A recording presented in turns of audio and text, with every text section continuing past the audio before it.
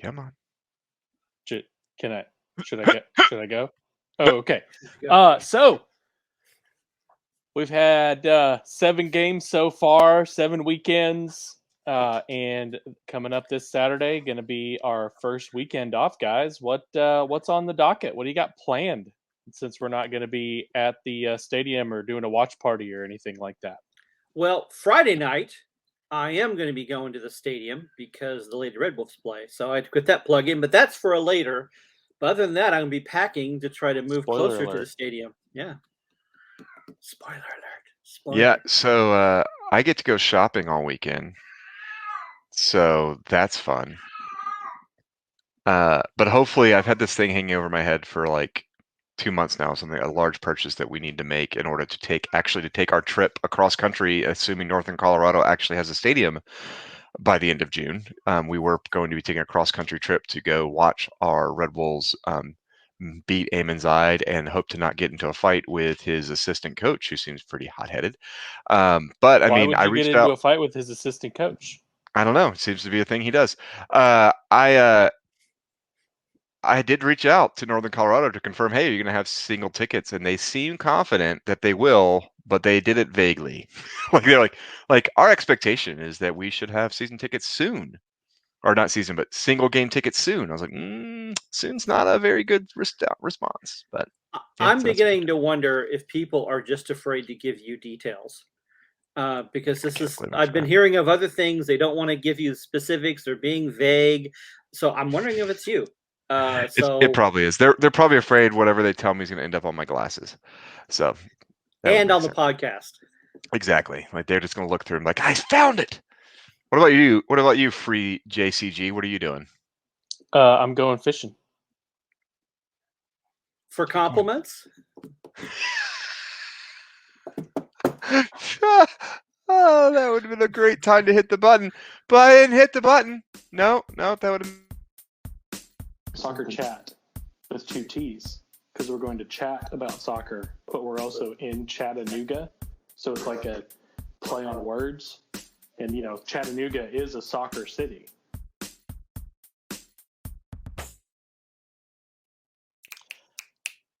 Welcome to Soccer Chat. Soccer Chat. Alex, Adam, and Jeff all here. We've got lots of exciting things happening in Red Wolves land, even though the Red Wolves are going to be off this coming Saturday that we're going to talk about. Jeff's got a fantastic couple of interviews that we're going to play for you in a little bit. But first, we want to go back over this last weekend. Had a very exciting game for the Red Wolves, one that I don't think really finished the way that we had hoped, even though you wouldn't call it a bad result. So the Red Wolves end in a 2-2 draw.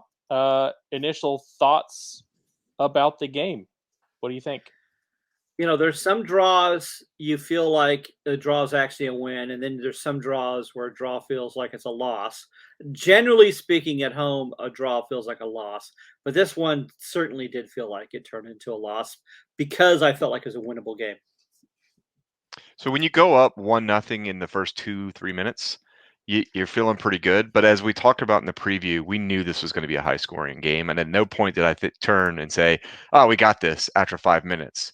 I did not expect for it to turn into what it did turn into, which felt more like the disjointed on both sides in the second half. But my initial impression is this is kind of what we expected. We expected it to be kind of a rough but not dirty game, and I felt it was that. I felt it was rough but not dirty. I felt there wasn't a ton of faking injury that you see sometimes when you play Greenville, but there wasn't that with them. So I felt like, from the most part, it was a pretty standard, what we expected it to be. I do feel kind of like Jeff that we should have won it, though. I don't feel like a draw was what was deserved from that. And I think if you watch Fuego in the last 15 minutes before the Phantom red card, they also were playing for the tie because they felt we should have been winning. Yeah, I think that's a great call out, that as you went to the end of that game, it really felt like we were knocking on the door and there was going to be some cardiac Red Wolves magic. And then I guess the league hit the buzzer for the referee, and he pulled that red card for the perfectly clean tackle. We're gonna get into that a lot in a minute. But to me, also, as we were leaving the stadium, I texted you guys pretty much my thoughts was, we had a really good attacking game. The front line played really well, and it was probably the weakest performance of our back line. And so you can get mad about the red card to JCG, and oh, trust me, I will. But really, to me, that result was the fact that our defense had a couple of bad slips in the first half that allowed goals to get scored. And we've got 2 weeks to prepare for Greenville, and I feel like there need to be some pretty significant changes, whether it's the way that we approach, whether it's the people that we put on the field. I don't want to drag any of those guys down. They're all really good gentlemen. They all, play hard.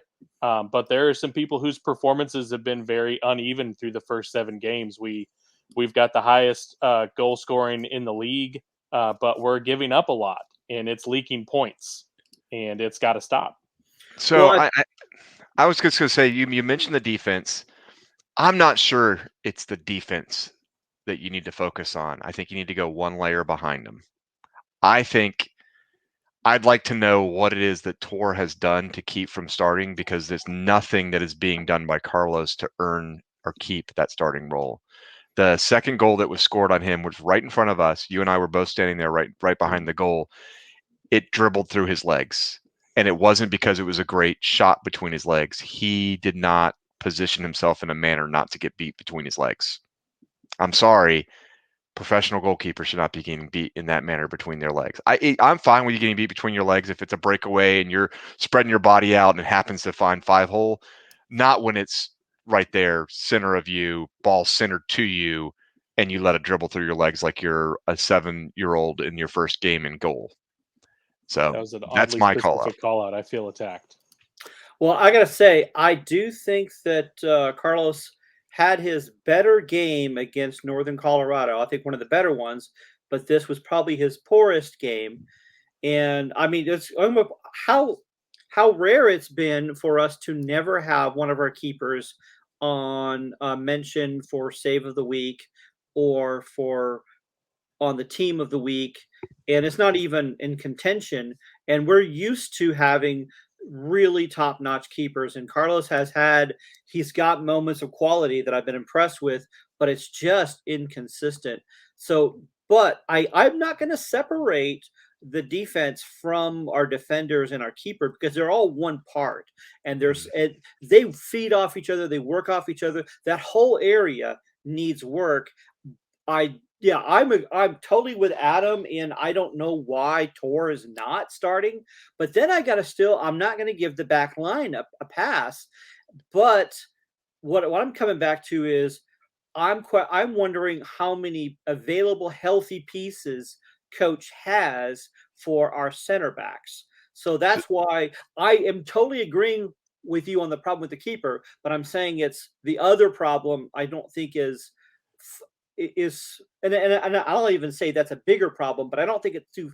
I think they're much closer as far as for how much of a problem they are. And I'm wondering if Jeff, do you think if it was Trilk or Mangles in goal, we allow either of those goals from this last game? Well, I gotta say that's one of the main things is we're talking about such a drop. Now, Trilk didn't start off last season like how he ended last season.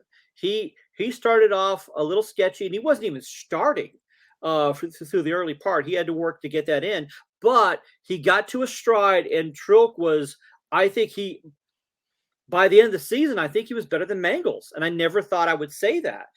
But they also had that, they were so much aware of the pitch and what was going on. They could see the big picture, and that's why I wasn't as nervous when they were going free range and they're going out and stopping it before it gets to be a problem.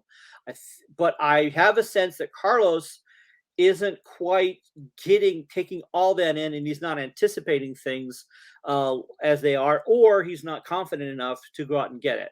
Or yeah, so yes, I agree. If we had Trilk, I think it would be a different matter, but we would still have so many problems with our back line that still have to be addressed.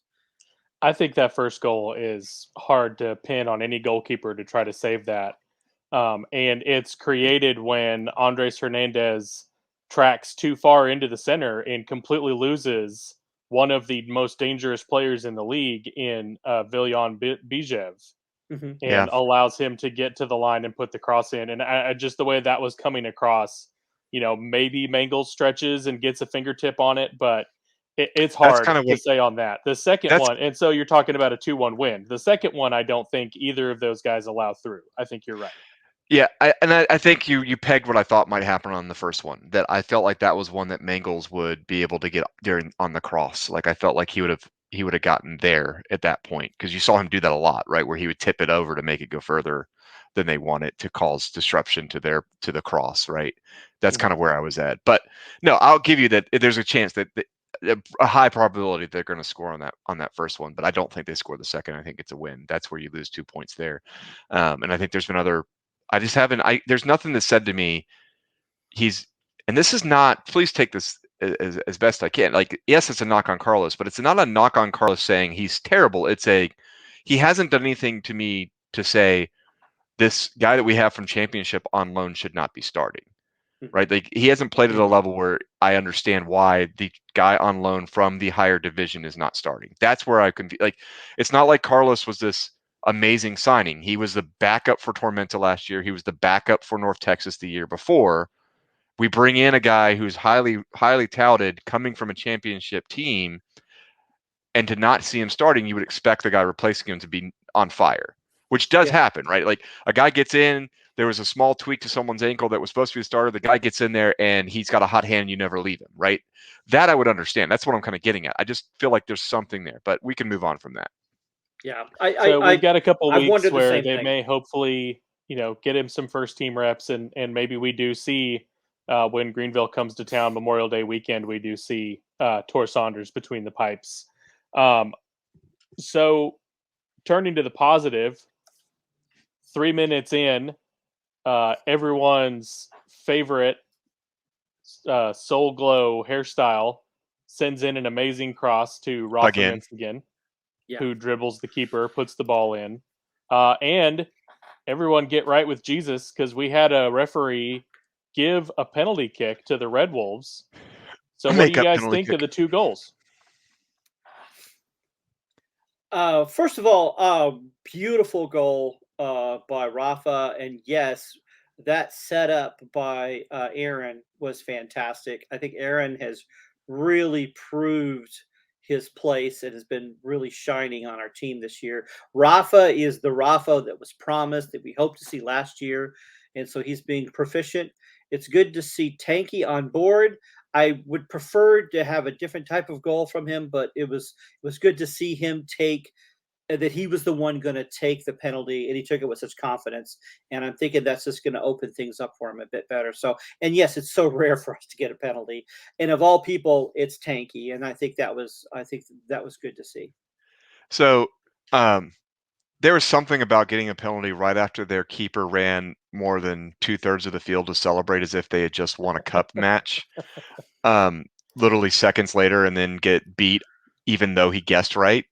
Like there was just something joyful about that for me. But the biggest thing that I really wish League One would start doing is, can we get an assist of the week? Because I feel like Aaron would have back-to-back assists of the week. Yeah. He had that amazing sliding pass in the game versus Hailstorm, and he had this just beautiful touch pass here. Mo Espinoza's probably got a few of those as well that he could have been nominated for. I would love an assist of the week, because that is something that has just been outstanding by this team this year, is how not only are they crossing and there's actually people there in the middle, which has been a frustration of years past, but they're crossing it into either a player that can run into it or right at their feet.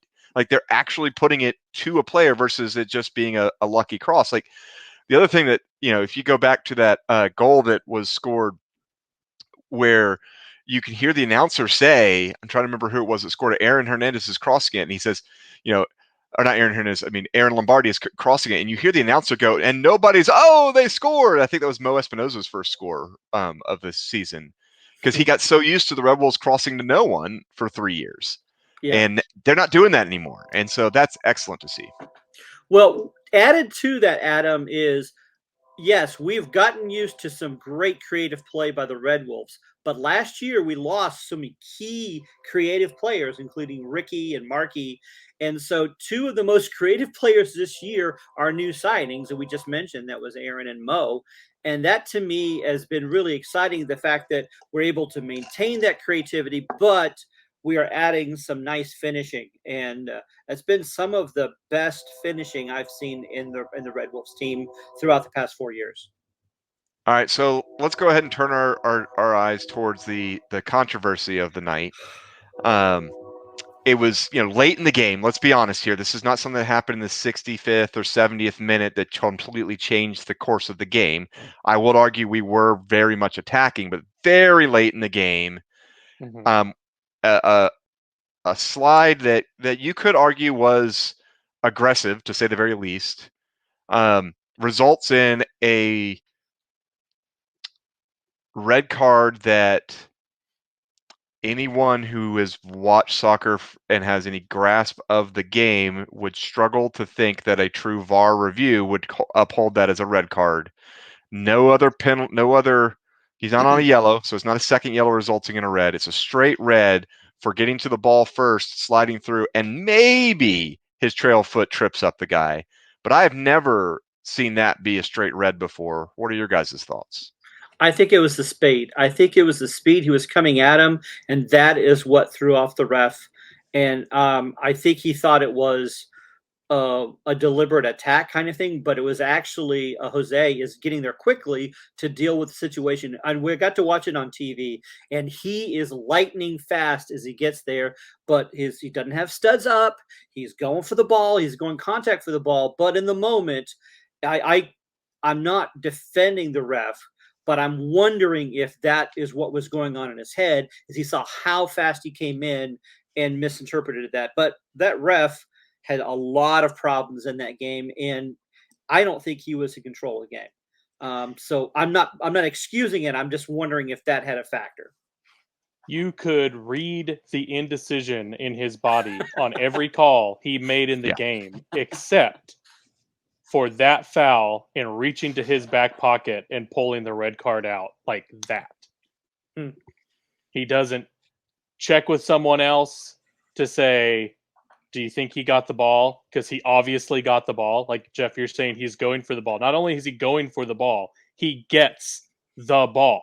Right. It is his trail leg that catches the other guy's ankle. And so, yeah, maybe you give a yellow because he was careless in having that trail leg come through. Maybe. Not always. In fact, it apparently is okay for the Fuego player to two-footed tackle Mo Espinoza. Oh. It's okay for Fuego player to literally fall on top of Mo in the box. And we have to hesitate and decide not to call a penalty. All of these things are okay. But sliding, and I'm sorry, if he's missing that ball and his foot is hitting that guy's ankle, I imagine it sounds a whole lot different. Just like when you're talking about baseball, they call outs at first base. They understand the sound. They're not looking at whether the ball goes in the glove. They know the sound.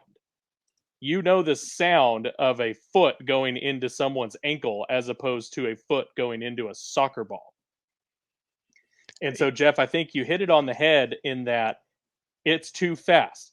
The guys that are refereeing League One games are not able. They're guys that come from high school games, low-level college. They are not used to the professional speed that happens in League One.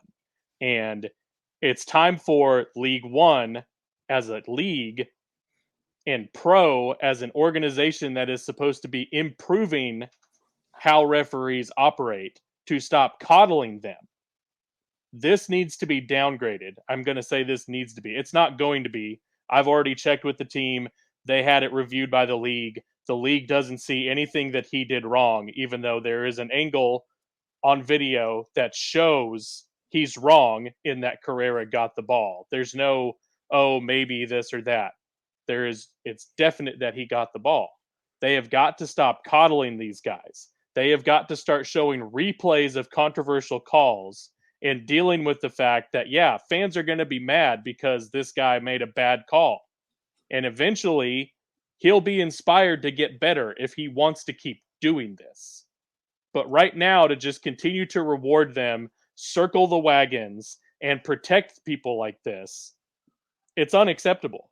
It's going to ruin the game. It's going to ruin the integrity. People who are coming to Chattanooga to watch the Red Bulls are going to say, "Oh, I'm not going to come watch that. That's so Bush League. I'll just drive down to Atlanta and watch MLS, or I'll just stay home and watch Premier League on TV because it's ridiculous refereeing. They're not paying any attention and no one seems to care." Yeah, I mean, the only thing that could be worse than having that type of situation where you've got just no control over your game, you don't know the rules, you don't follow the rules, you don't know those things. The only thing that's really worse than that from a fan that's going to be casual is not recognizing it and not overturning a red card when it's obvious and you can provide replay of that. And oh wait, look, League One did that too, because we haven't heard any announcement of the red card being overturned. There's zero way any team worth their salt's not going to reach out to the league and say, hey, this isn't a red card. And so the league is obviously upholding it. The league has a history of overturning red cards, so I know it's something they can do. So not only do you have terrible refereeing, you've got a league supporting that terrible refereeing. And you continue to do that, you're going to start losing fans who are just tired of the bullshit. Very easy to say, this is not a red card. He receives a yellow. Take away the suspension, and we have an important player that we're going to need in a game that they're probably going to be highlighting of Chattanooga versus Greenville. You would think that that's, a big game. You would want to right this wrong and be able to have both teams at their fullest capacity. But gosh, maybe there's a reason that they're not bothering to overturn it, seeing as Greenville's the next game coming into town. Yeah. And the other thing that, just to finish the red card discussion, there's a USL Discord and there's a League One kind of sub part of that Discord, and they were discussing, like, have you seen that red card? And everyone on there is like, yeah, I don't think it's a red. It's probably a yellow. Like all these things, and like multiple of them were Greenville fans. It's like, listen, you guys, if you guys are saying it's probably not a red, it's not a red because you are one of the teams that are benefiting from this because we don't have our captain for the game versus you. Like, and I kept seeing, like, well, we don't, I've only seen the replay. I don't know what was happening beforehand. It doesn't matter. That's not how the rule works. Like, the rule for a straight red is not, well, you had some rough fouls earlier, and I never gave you a yellow card for it, so I'm going to make up for it by giving you a straight red. That's not how the rule book works. Like, if you didn't give yellows before, you can't now say, well, I'm pretending like I gave you a yellow 10 minutes ago and this is a second yellow. That's not how the rule book works. You gave a straight red. It needs to be a straight red offense, which this was not. Even if he didn't get to the ball first, it's not studs up, and it's not at his ankle. Like, he came through him and tripped him. Like, that's not even a red card offense, even if he didn't get the ball first. Like, if the other guy got the ball first and he took him out, but he's not studs up and he's sliding, that's not a red card. Like, my issue is, even if what he thinks happened, it's not a red card. Unless he thought he hit him with both feet. Like, unless he thought he hit him with both feet into his legs and it's dangerous play, that's a red card. But that's what happened earlier that you ignored outside the box moments earlier when Rafa was taken out. So I don't buy that that's what you're thinking it is, because that guy came in 2-footed with the stud up. So it's bullcrap. And I don't think it affected the final score. I think it affects more the Greenville game, and that's why I'm angry. Because the bad reffing of that game carries over to this game, no matter how good the reffing is in the Greenville game. League One are a bunch of cowards. Speaking of which, since we're off, looking at the standings, everyone check your blood sugar. Looking at games. Snickers. I just ate dinner. You're good. You're good. This is full Alex. I'm me right now. That's why no one wants to talk to me. So we're looking at the standings. Adam, how you feeling about your Tormenta non-belief? Still don't believe in Tormenta. They're Still going to don't finish believe in outside the top Tormenta. 6. Okay. So I'm a as we're firm looking believer at they're outside the top 6.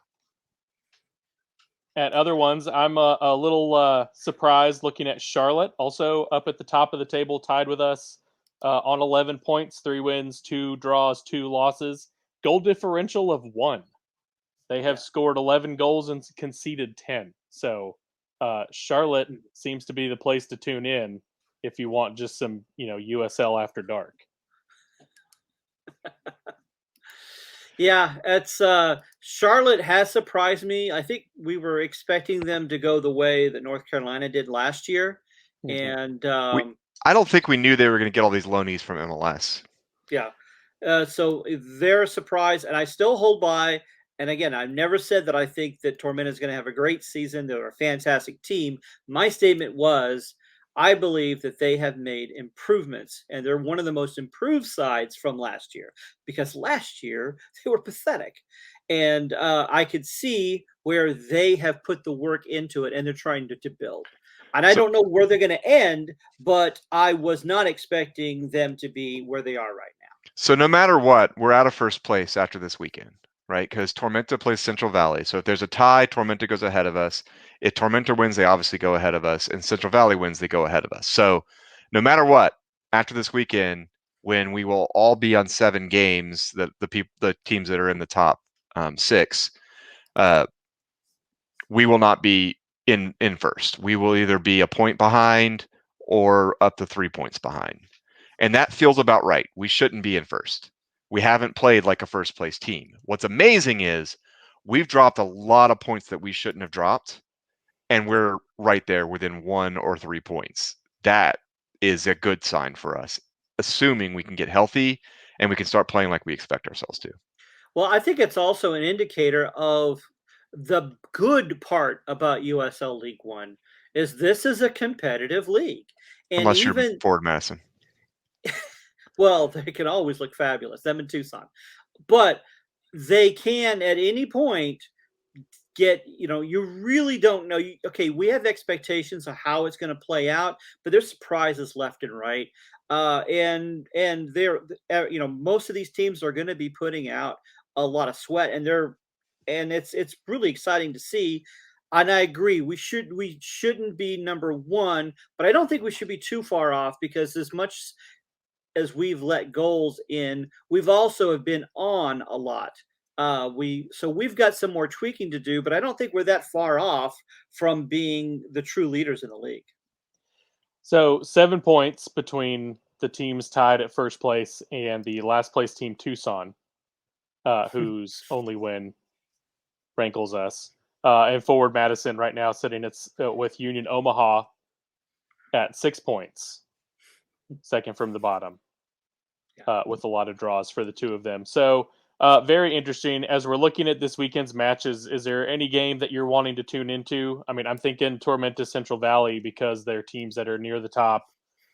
Be interesting to have the comparison of Central Valley, who we just saw, against Tormenta. And so we'll see what happens with that.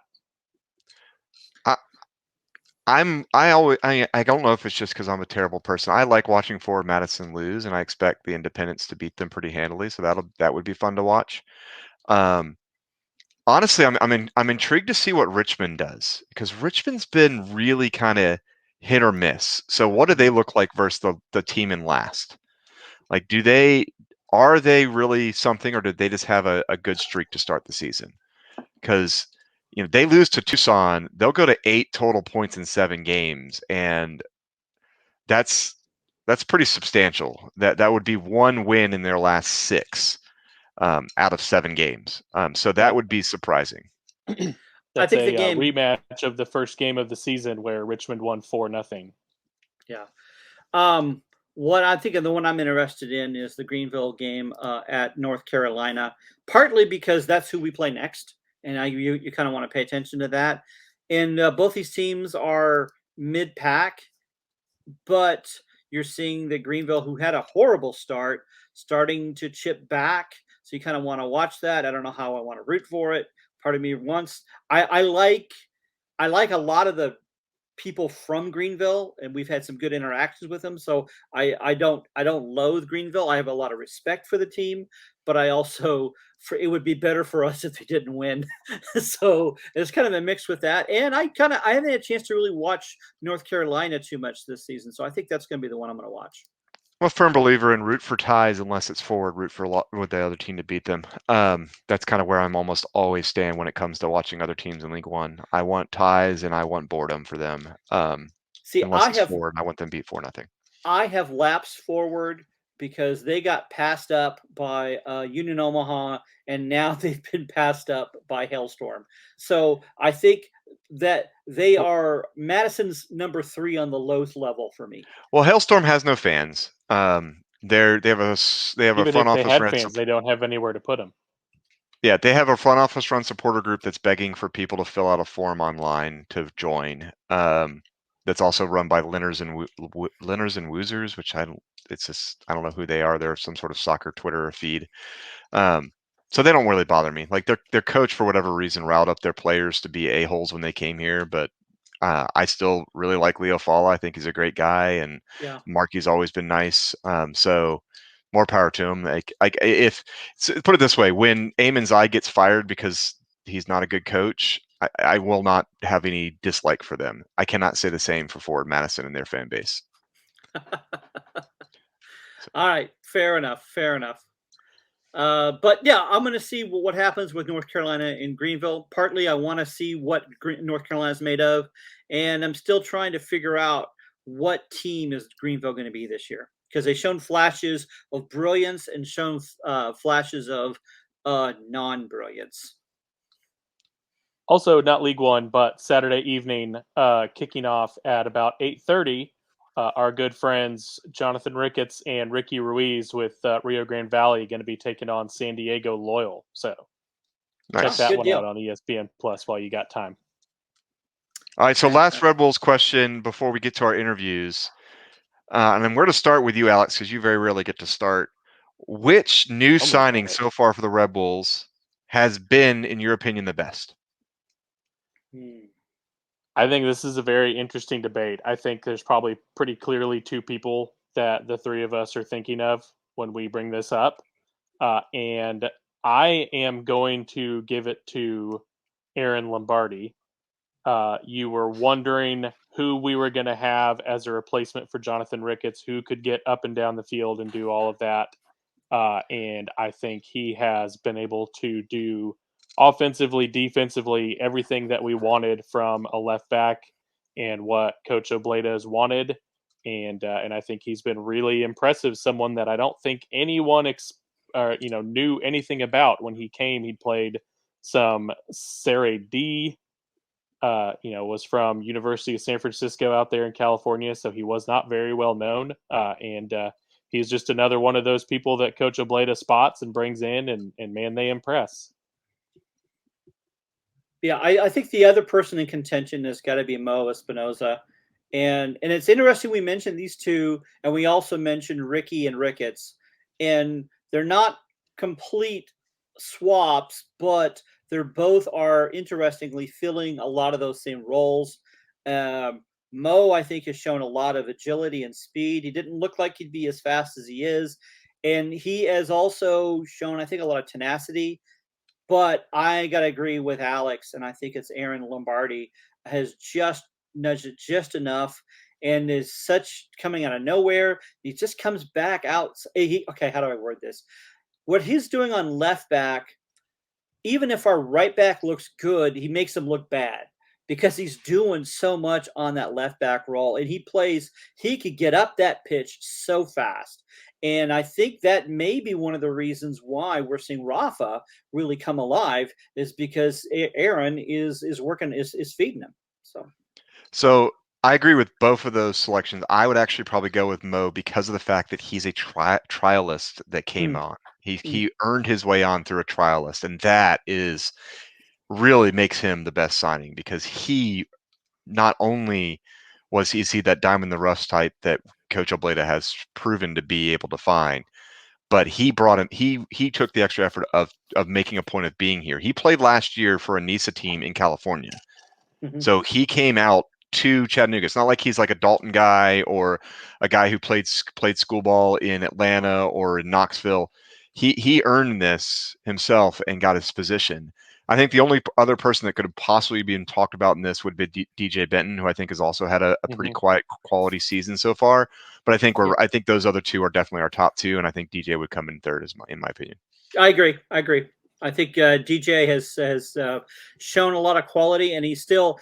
I predict that by the end of the season, we're going to be seeing him grow a lot. And these flashes, he's had flashes of some brilliant play, but he's had some flashes of some questionable play. And I think by the end of the season, he's going to have this all seasoned out. Even though he's played USL League One for a while, I think this is going to be a great season for him. Alrighty. Well, it's time to turn to our interview segments. So, Jeff, you were the one running the interviews here. What do you have for us? Well, it's actually one interview. I've got two of them on there, but with the wonders of the internet. I start off with Gretchen, and then we're going to go ahead and Coach Luke Winter joins in.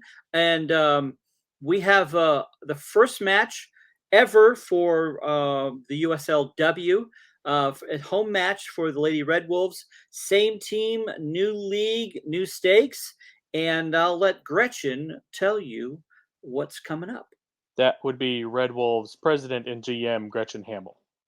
Yeah, that I mentioned. I mentioned that in the interview, and you spoiled it. So. All right, this is Wolfman Jeff here with Soccer Chat, and I am with my very good friend Gretchen Hamill. Hi, Gretchen. How you doing? Hi, Jeff. It's going great. Yep, it's good to be here. We are 2 days away from our first women's match in the USLW. I'm so used to saying other letters, but yes, the USLW, USL Women's League. So we're really excited about that in 2 days. Staying busy, getting ready for that. So yeah. Now, for those viewers who have not had a chance to catch one of Gretchen's interviews, she is the general manager and president of the Chattanooga Lady Red Wolves. And they've been in existence as long as the men's team have. Last year, they put out a fantastic show at CHI Memorial. This year, as she mentioned, we're at the USL League W, USLW. Yeah. Now, this is like being promoted because this is a tougher league, isn't it? Yes, I mean it's certainly looking that way.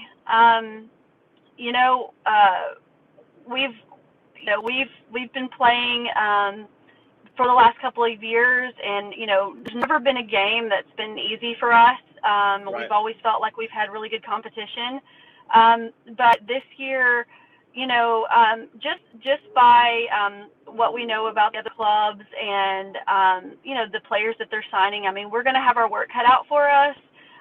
But in a good way. We're excited about the challenge. We're like these players. They're like, I think, nervously excited. Like they're so excited to really test themselves and really just to play at the highest level that they can play and have the toughest competition. I think they really enjoy that challenge, and so I think they're up for it and getting prepared. We've had some really good training sessions and. Really preparing for these matches. So yeah, these teams, they're going to be tough. But we're excited. We're excited about having the good competition and testing ourselves and putting our best on the field. Yeah, so we're in the Deep South Division. Led by us, and then of course there's a couple of teams that we had played last year that also moved to W. You've got Peachtree City MOBA, some good rivalry we get to carry over there. You've got the Kings at Southern Soccer Academy over in Marietta, and then Tennessee SC Women. That's the same national team as last year, correct? No, it's actually it's another club. Oh, okay. They are affiliated. Yeah. And their TSC, or Tennessee Soccer Club, is affiliated with a youth academy in Nashville. Okay. Yeah, so it's a new club. Okay, that's a new club, Or and it's they're a new- over in. Yeah, it's a new women's team. Right. Okay, it's a new women's team. Okay, so and they're in Mhm. Franklin. So all of these, you've got 2 in the Atlanta area, one much closer in Marietta. We got 1 in Franklin, and then we've got some other teams that we didn't play last year. But one of them, if you follow the men's Red Wolves, you know we've got some history, and that is South Georgia Tormenta, and they're over in Statesboro. And the great thing about going to Statesboro, it's a little further drive, but going to it. So I think a lot of people like to go there and kind of go to Savannah while they're over through there. But they're a good organization. There's a lot of fight. Bring the Band-Aids because it always gets physical against Tormenta, and it always seems to have rain and lightning for some reason. So I think it's Thor's favorite team. And then the other one, and this is very pertinent because this is who's coming to CHI Memorial on Friday. Is we have South Carolina United FC. Now they're they're the ladies club for the SC for South Carolina United Bantams. Do they also go by Bantams? Yes. Okay. Yes, they do. All right, and we'll get a chance to visit over there, over in Columbia, South Carolina. So really, really good. You guys are you're going to hit the ground running. And within the first week, you're having 3 matches. You play Friday against South Carolina. And then who do we host on Wednesday? Wednesday, we host TSC. And then we travel 2 days later to MOBA. I think it's Peachtree City. You go 2 days later. So no rest for the weary for the ladies. So you guys are going to be really busy with that. So speaking of the ladies, I'm pretty excited. Now, Coach Winter has put together a wonderful side again this year. We've got some returning players. We've got some brand new players, and I think we even have a few that played with us a few years back that have come back. I noticed you've got 4 keepers, so I'm going to put you on the spot here. Are you going to have an A and B team that's playing like you did last year? A team? Like, did you say a team? Yeah. In other words, last year you had like a B team that also played. A U21. Yeah. We just have a prom. Just one team this year. As we moved into the USLW, we just felt like we really wanted to focus on that one team. Okay. And having 4 keepers, it is a lot. But we, keepers is a very it's a position that it's a position there can be a lot of injuries, so we want to just make sure that we have the best keepers around that are pushing each other and keep our level high. And it's good to have good number of keepers during training. So not only are these girls able to play for us when they need to step in, all 4 of them, but they're also have the numbers of training that we need to really have the best training, the training opportunity that we can. And then we've also got college keepers that need the training, so there's just a lot of good advantages for having, at least 4 keepers to really have training that they need and what we need from them. So speaking of the team, and I mentioned about of our players, we have another guest coming in here. We have Luke Winter, head coach of the Lady Chattanooga Red Wolves. How you doing, Luke? I'm good. Thanks for having us on. Well, good. We were talking about the keepers, and of course, for those who followed them closely last year, a big name and arguably maybe the best keeper in the league, Danny Kay, is back. The Canuck, one of 2 Canadians, and we'll talk about the other one a little bit later. So, but you've also got Molly Wheeler, you've got Maddie Fancher, and Brooke Alvarez. Now, she's local. She went to Dalton State, right? That's right. Yeah. Okay. Now, looking on some of our other players, we've got some returning and some are brand new. So Polo Sasane is coming back from East Tennessee University, and I got to say, this is if you haven't seen her already, one of the most dynamic players, and she can just tear up a defense and then just go completely around them and change the game. A very creative player. New this year, Beatrice Curry, which I was telling Gretchen that is probably my new favorite player because she's from not Halifax. She's from Nova Scotia. Maybe Halifax is the biggest town. My daughter is I used to preach in the Maritimes, which is in New Brunswick, and my daughter lives in Nova Scotia. So, and I've been trying to get her into soccer, and I was hoping that maybe she could become a Beatrice fan and let Beatrice know how serious I am about soccer in Nova Scotia. I actually have a Halifax Wanderers jersey here, even though it looks like another club. It's not that other club. It's actually Halifax. Out of Nova Scotia, so I'll have to show that to Beatrice on Friday.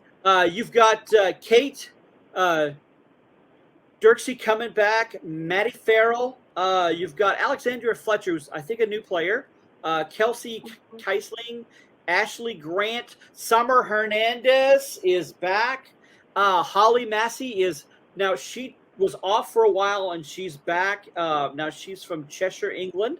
Zoe Mize is also Chattanooga, as well as Maggie Shaw. Her hometown is Columbia, but she's UTC. Jess Shepard is back. Now, is she going to be captain again? Is Jess going to be captain again? Or is that not decided yet? Is Luke frozen? I think I don't Luke know. might be frozen. Oh, Luke, your microphone's not on.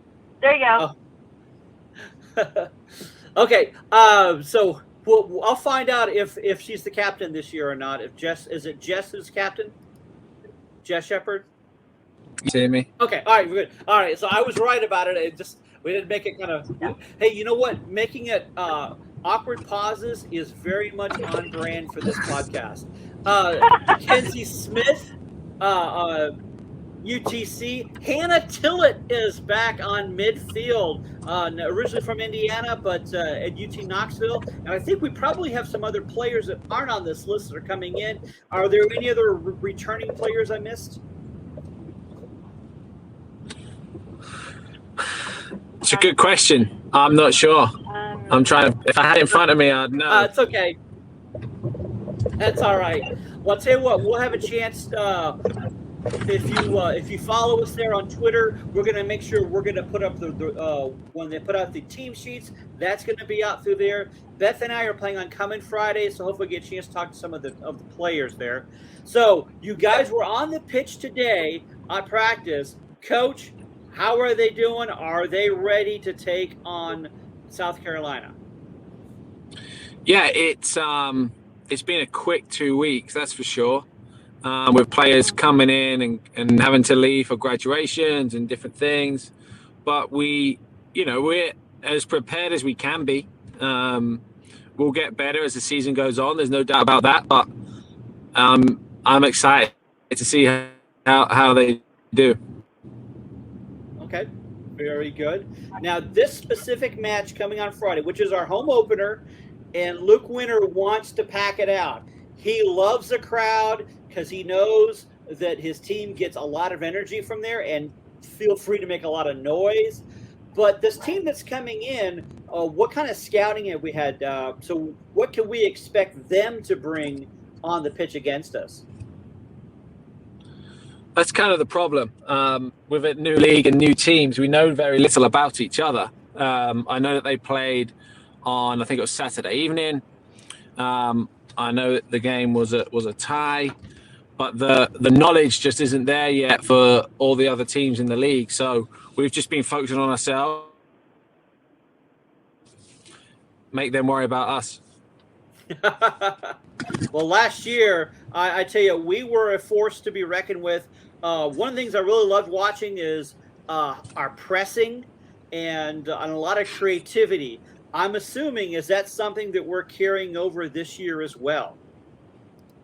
Yeah, I mean, the last thing I've said to the team tonight was we have a bit more of an identity on how we want to defend, and then the talented players in the squad, and just they have the freedom to do what they want as it stands in the attack. So as long as we get the ball back, then we'll be good. Fantastic. So from the supporters, what is it you guys are wanting from the supporters for this year? Go on, Gretchen. Yeah. For the supporters, I mean, like you said, I mean, we like a lot of noise. We like presence. We like fan presence, not presence to open, but the presence of our fans there in person, supporting the women. Chattanooga Lady Red Wolves, they get national recognition. They're considered one of the best teams in the Southeast United States. These women have something really special that this community. I mean, I think Chattanooga is very, very. This is my bias, but I think Chattanooga is very blessed to have a team like they have in this women's team. Considered the best in the Southeast United States of the country, and they are so fun to watch. Just like you said about Sanoxalo, she is such a fun player to watch, and we've got every single one of our players brings a special, unique personality to the field, and they're so exciting to watch. And this is a success team. They have a great culture. It's a good product to watch and to get behind. And I think we want the fans to enjoy. We want them to come and enjoy being at CHI Memorial Stadium, enjoy being there, feeling like they're a part of the family, that they're a team and an organization that the community can get behind. I really believe that about this women's team. I mean, if you're going to watch, of course we know women's sports is, it's a little more challenging to compete with the support and fan viewership that the men's team gets. But this is a team that our community can really get behind. They've proven themselves year to year, and we love having the fans.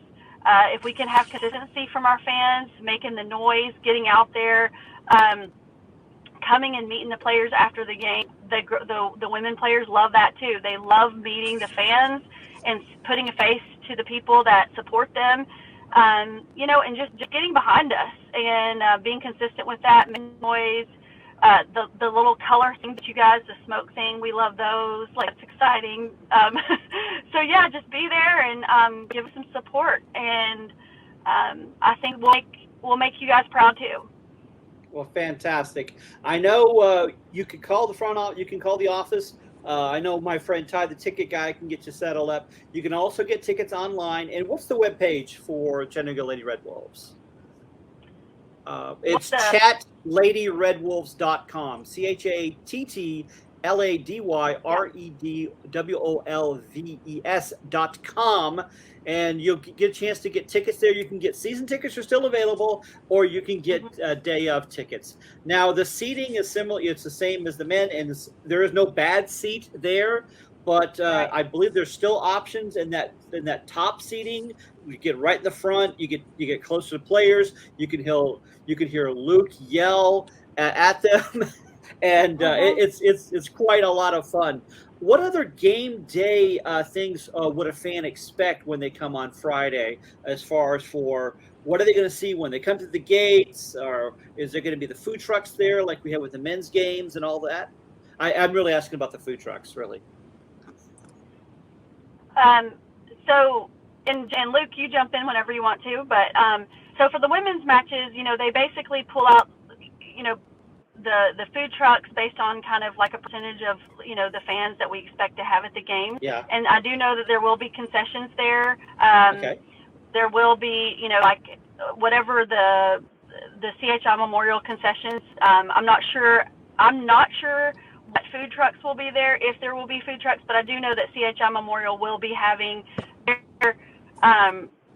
their conventional concessions. Part of that, which so two big sponsors for the women's team that will be a part of the concessions at our games is Mayfield Ice Cream. They are a new sponsor for us, and that is obviously, I love it that you love that. They are obviously a national brand, and they have just come on board with the Red Wolves, and they will be selling their ice cream at the stadium, and their sales of that ice cream goes directly to support the women's team. And Wow. so, yeah, so we want to support them. And obviously, they're an amazing local brand. I mean, everybody loves Mayfield around here. And they're supporting the Red Wolves this year, and we're so excited to have them. And another brand is Brewski's as a part of the Double Cola organization. Brewski is a citrus shandy, and I think they're offering a few different flavors of the shandy at CHI Memorial, but they're not only being offered the ice cream and the Brewski shandy, they're also being offered at the men's games, but they're also being offered at the women's games. So so those are two specific concessions that that fans can not only, they're good products that we love and want to get behind, but they're actually really good too. And so we want to support them, and they're going to a cause of getting behind the women's team and the Red Wolves. So I know there will be those specifically. And then I expect some of the conventional things like, the popcorn and stuff like that at the women's games. So when we win, I suspect we could get the Mayfield and the Brewski and give Luke a Brewski float. That actually doesn't sound as good as I think. Oh, I think I'd have those separate. You wouldn't want to mix those two up, maybe. I don't know. You're really thinking though. That's creative. That's a good thought. That actually might be good together. Vanilla Mayfield ice cream with a Brewski, like blood orange shandy. That sounds really good. There we go. All right. Hey, I know you guys just came up for practice. You guys are doing fantastic. We're so looking forward to Friday. Again, Friday, it's at 7:30 this time, not 7. It's 7:30 this Friday, CHI Memorial. Get your tickets now. Come out, wear red, be loud, and they will put on quite a show. Hey, thanks for joining us here on Soccer Chat. We'll see you Friday. Thank you. Thanks. See ya. All right. See you later. You want to? All right. Well, what do we do now? that was really awkward. While we were doing the interview, Adam got really upset and just stormed off. Actually, I heard he was going to go off and get tickets for this season for the Lady Red Wolves. I'm hoping he comes back to next week's show. Okay. Otherwise, we got to work. Yeah, tell me about it. So we had our talk with Gretchen and Luke. We've got the game coming up Friday. We're planning on being in attendance as well, as you've talked about, Jeff. So USLW is very new, but there are some teams in this league that anyone who's been at previous Lady Red Wolves games would be familiar with. Teams like Peachtree City MOBA and Southern Soccer Academy. Yes. And so this game coming up, they're going to be playing the South Carolina United Bantams. I don't remember if they were one from the WPSL that's jumped over. I don't know if they were. They were a different division. They're playing out of Columbia, South Carolina, and so they're new for us. And I think they had a men's team in League Two against Dalton, and that's maybe what I'm thinking. Yes, I believe that's the case. I know the Nashville team is not the Nashville team that we faced last year. It's a different one. It's actually based out of an academy in Nashville. And so those are new ones. And new to playing the Lady Red Wolves, but familiar to us, is South Georgia Tormenta. There in the next groups by, there are teams with Greenville and North Carolina and Charlotte Independence. So if they advance, we may get a chance to see them play against some teams that we see in League One. So familiarity, some coming back, and some new options. But I mean, the furthest away is Columbia, but you've got two in the Atlanta area, one Marietta, one in Nashville. So I think very road trippable, if you will. And so I think we're going to. And then the great thing about going to South Georgia Tormenta is going to Savannah. So that's the thing we could do there. So that'll be interesting. But yeah, the game this weekend, it'll be a first chance for us to see the Columbia team, the Bantam. What we talked about was we're kind of in the same boat, but we're a little further behind than some of the others because the W League, much like last year's league, they do depend on bringing in college players in their off season. So they're kind of just getting in there, getting practice. Some of the league has already started, but this will be the first for the Lady Red Wolves. So they haven't had a chance to scout them, so it's kind of an unknown variable. But what's great about our team is we do have a little over half, maybe, or around half of the roster coming back. I mentioned some of them there. One of the biggest is Danny Kay over as our keeper. So Nicola Sasane is back, and that's always fun to say. Kate Dirksey is back. You've got Summer Hernandez is back. Holly Massey, who didn't play last year but played with us the 2 years earlier from Cheshire, England. She's back. Zoe Mize is back. Jess Shepard is back. Hannah Tillett is back. So a lot of familiar faces, and yet we've got some new talent, including one, and I have proclaimed is probably going to be my favorite, and that's Beatrice Curry, because guess where she's from? She's from Nova Scotia. So I'll have to see if I could show off my Halifax jersey, and we could maybe reminisce about how Halifax is going to beat Hamilton Forge this year. Well, that's coming up. So the league is still semi-pro. A lot of college players coming in, like you're talking about, a lot of returning faces. That's very exciting. There's a lot of fun players there, and a team that was very successful last year. So if they're able to kind of put things together and have a little bit of familiarity, it may kind of give them a leg up in the season. It's broken into regions, so they've got a lot of different ones, and we're playing kind of a southeast region, and the team that ends up in first is going to go to a national tournament. So it's a format that's very familiar as far as what the Lady Red Wolves have done, but it's under the USL umbrella. It's going to, I think, offer a few more options.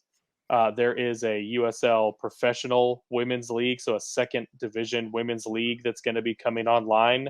And as the Red Wolves continue to develop the stadium and all those sorts of things, I think that's definitely something in the future that they're eyeing, trying to see whether or not we have a professional team here in Chattanooga for the ladies. But it's going to be really exciting.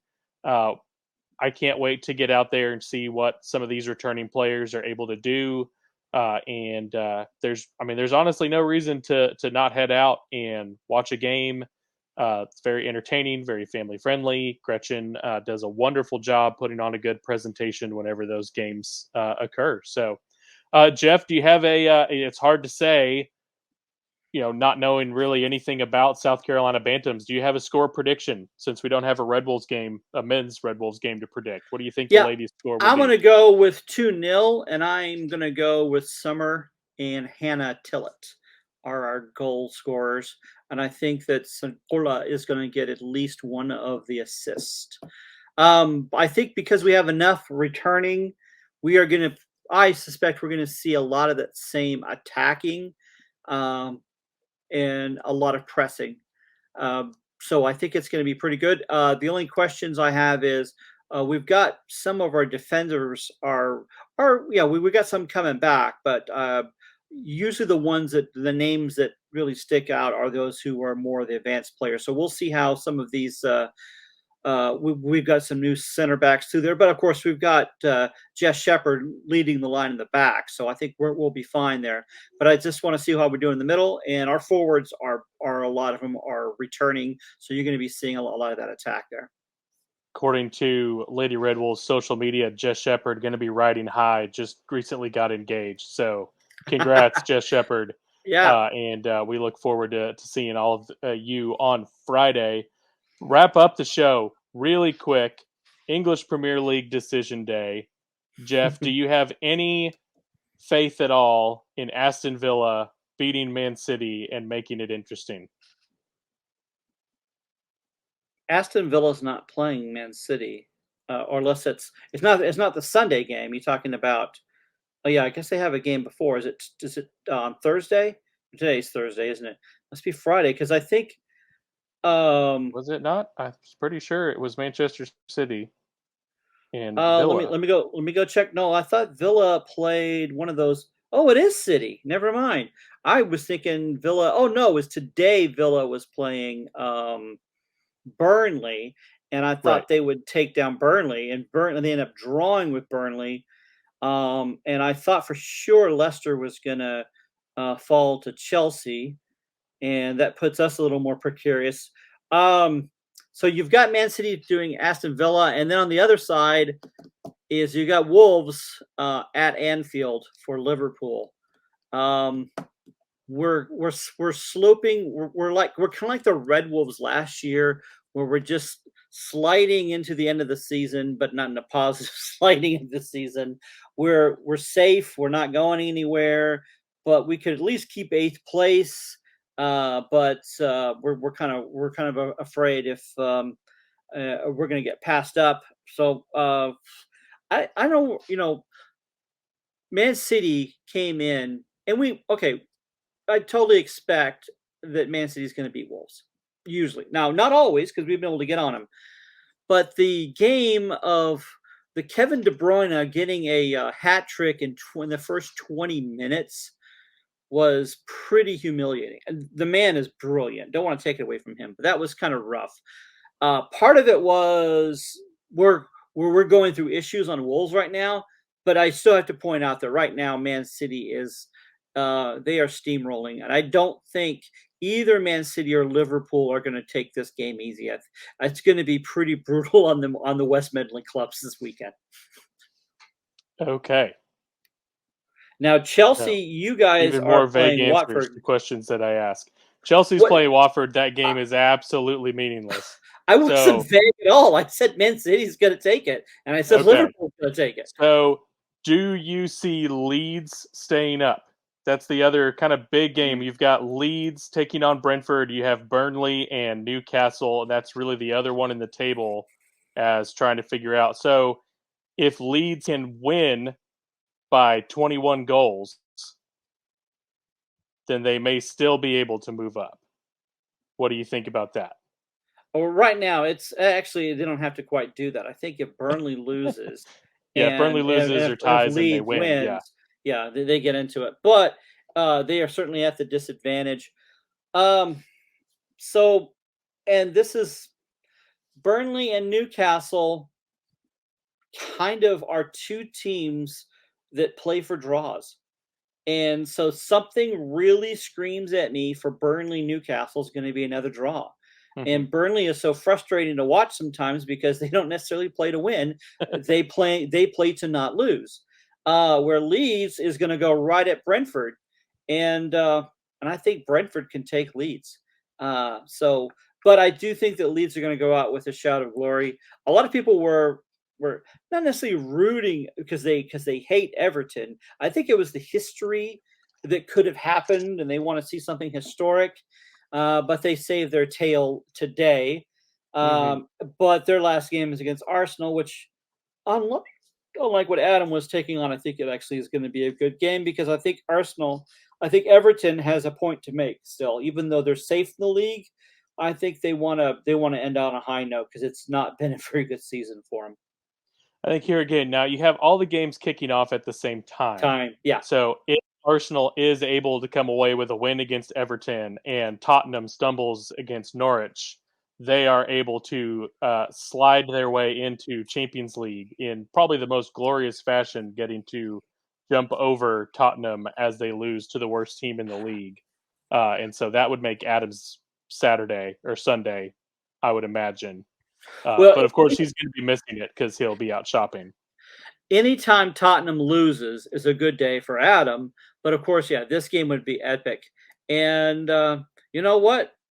This might just be the time Norwich couldn't win when it mattered, but they have been winning recently when they've already been eliminated. So they've got nothing to lose. And so I actually wouldn't count that out from happening. So many other things are set right now. I think that's the biggest part there is going to be the Burnley Leeds, and of course whether or not Arsenal and Tottenham swap. I think West Ham is safe, and I don't think they're going to pass Man City or Man United, and Man United's way too far. No, from I Arsenal. don't think they. I think mathematically, I go say okay. I'm seeing that they could. Yeah, I don't they think are. they will. But I don't think that's necessarily happening, and so I think all the others are staying where they are. There's a chance Arsenal can move up, but it would be someone would have to have paid off Vegas odds or cast some kind of spell with Doctor Strange to be able to pull that off. You can Sounds tell like which the movies makings of a I've Disney been movie watching. to me. Yes, it is. It is. It's very special. By the power of belief and believing in themselves. Okay. Also. All right. That's all we have. All our friends in Biggleswade are in the off season, so we don't have a Biggleswade report for you. But we look forward to seeing you at the stadium on Friday. If we don't see you then, we will talk to you next week as we get ready for Greenville to come to town. Thank you, everyone, for your support for this little podcast that could. And we'll talk to you next time. Bye. Bye. All right. So you think Adam is maybe still here and we just don't know about it? I'd say that's possible.